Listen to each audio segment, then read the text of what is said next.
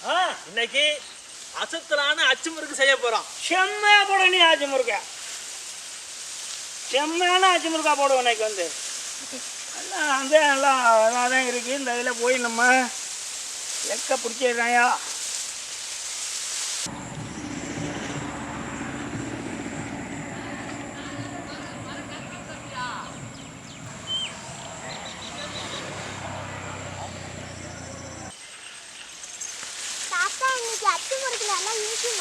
அச்சு முறுக்கு வெல்லம் போட்டு சீனி போட்டு அருமையான இனிப்பான அச்சு முறுக்கு போடுவோம்யா.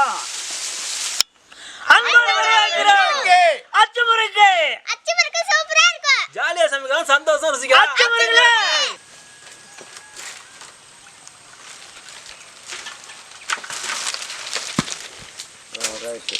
அது மேகுலாம். ஆமா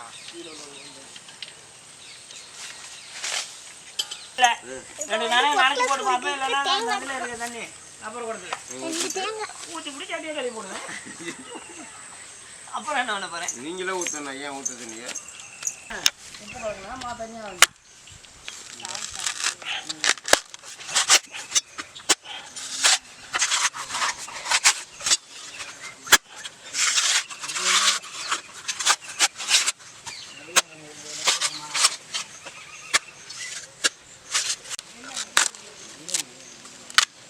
அச்சு முறுக்கு போடுறதுக்கு தேங்காய் பால் புளியறதுக்காக தேங்காய் உடைக்கிறான். இப்போ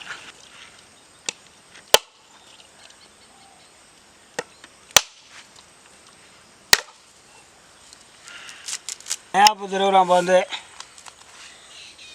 முறுக்குக்கு தேங்காய் பூ திருவி பால் எடுத்து அச்சு முறுக்கு போடுறது.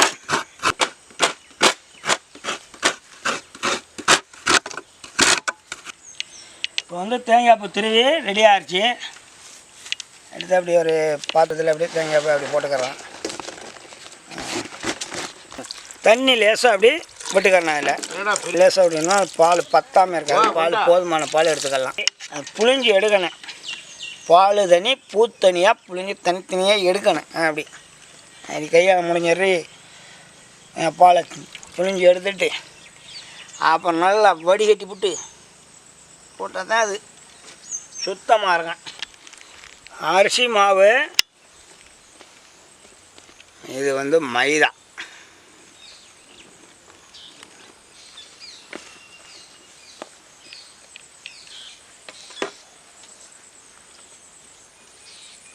ஜீனி போடுறான்.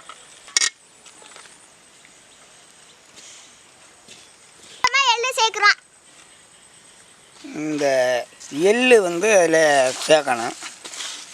அந்த மாவுக்கு போதுமான அளவு அந்த எள்ளு சேர்த்துக்கிறணும். அதில் நல்லா எல்லாத்தையும் ஒன்று சேர்க்கணும். அண்ணே, அச்சு முறுக்குக்கு தேங்காய் பால் ஊற்றலாமா, பச்சை தண்ணி ஊற்றலாமா? அச்சு முறுக்குக்கு வந்து தேங்காய் பால் ஊற்றி பிணைச்சிக்கிட்டு அது தேங்காய் பால் பத்தலைன்னா லேசாக கொஞ்சம் கூட தண்ணி சேர்த்து பிணைச்சிக்கலாம்.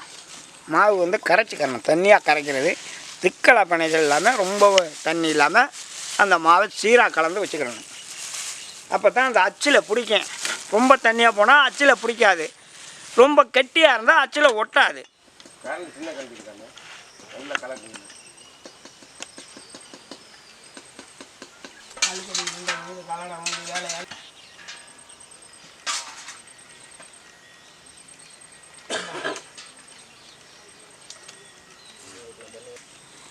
இந்த சால்ட்டு உப்பு கொஞ்சம் இதுக்கு லேசாக சேர்த்துக்கிறணும்.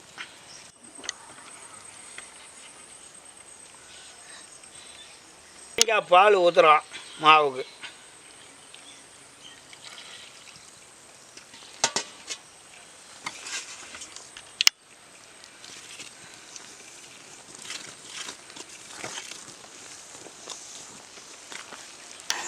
நச்சு போடுற ஏலக்காய் வந்து இதில் நச்சு போட்டு கலக்கிக்கிறணும். அப்படி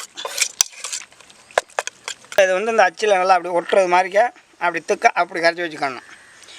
இப்போ இந்த இதில் ஒட்டுறது மாதிரி இருந்தால் தான் அந்த அச்சுக்கு நல்லா வந்து திருப்பி அந்த முறுக்கு அச்சில் ஒட்டும். இந்த மாதிரி அப்படி இல்லைன்னா அந்த முறுக்கு அச்சில் ஒட்டாது. ரொம்ப தண்ணியாக போச்சுன்னா இதோட கெட்டியாக இருந்தாலும் அந்த அச்சுக்கு இதாக இருக்காது. இதுதான் பக்குவம். அப்படி தான் இருக்கணும்.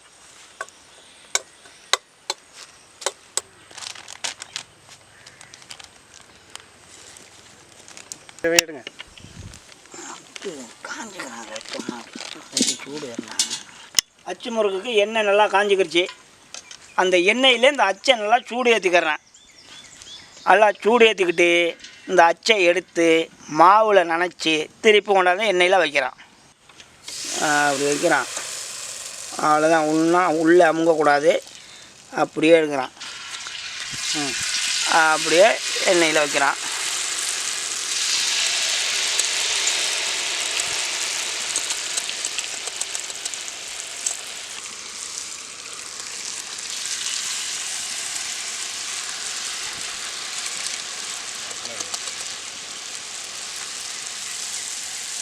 நல்லா விழுதானே.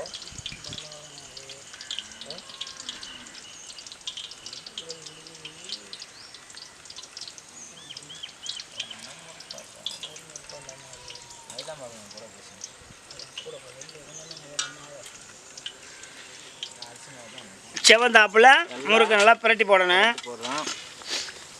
நல்லா செவக்க விட்டு நம்ம எடுக்கிறோம். நல்லா எண்ணெய் அடி விட்டு எடுக்கணும்.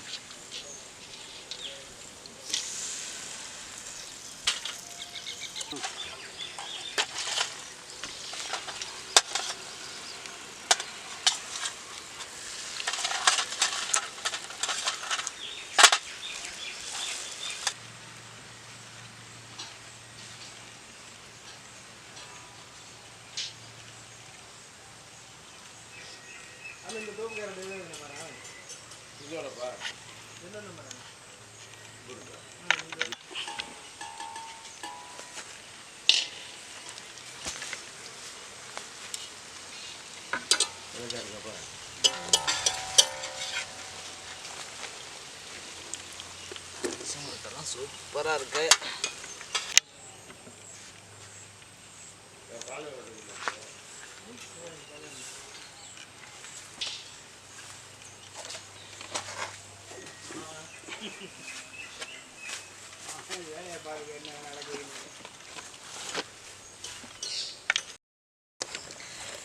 அச்சு முறுக்கு ரெடி ஆயிடுச்சு.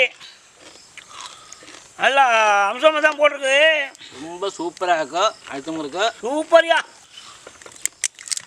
சூப்பராக அச்சு முறுக்கு நல்ல சூப்பராக இருக்கு. நல்ல டேஸ்ட்டாக இருக்கும். அருமையாக இருக்குண்ணே அச்சு முறுக்கு இன்னைக்கு. விளையாட்டாக பண்ணுவோம்னா பண்ணேன். ரொம்ப பரமாமல் சூப்பரியா அச்சு முறுக்கு. அம்சமாக இருக்குது இன்னைக்கு வந்து.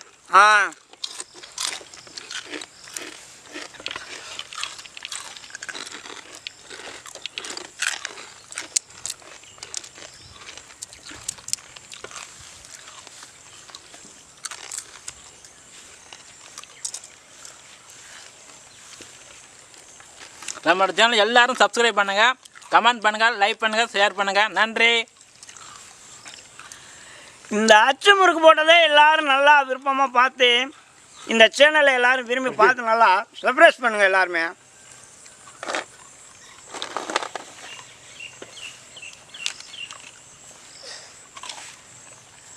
மானோடுது மயிலோடுது மரவாணி நெஞ்சோடுது. இந்தா சாப்பிடு. போடுறா சாப்பிட்றா. சாப்பிடு. பா